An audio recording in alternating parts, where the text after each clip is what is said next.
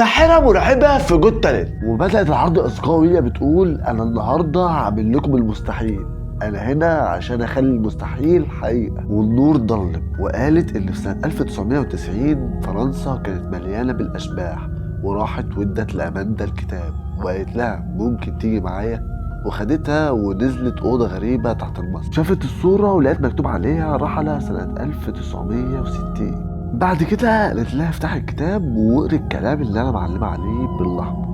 كان اسم الست ونفس تاريخ وفاتها. بعد كده شاورت لها على الحيطه، لقت اسم الست مكتوب ونفس تاريخ الوفاه. وما بصت كانت نفس الست اللي في الصوره.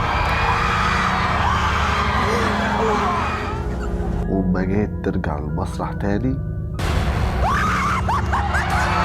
وتفتكروا بقى اصدقائي عملت كده ازاي؟